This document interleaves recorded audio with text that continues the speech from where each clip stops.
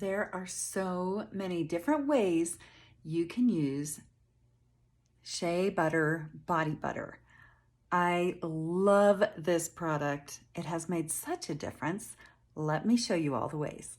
Way number one, use your shea butter on your feet. And if you really want to get sexy, put your socks on over it and go to bed.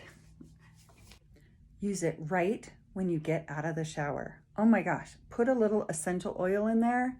You will be smelling amazing all day.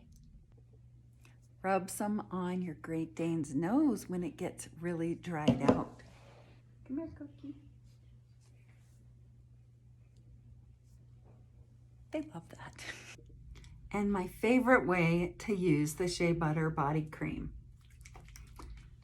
is to remove your makeup at the end of a day, and it moisturizes. It's sort of like a cold cream, so rub it in everywhere, massage your face, enjoy the process, and then it removes the waterproof bond of all of the SeneGence products.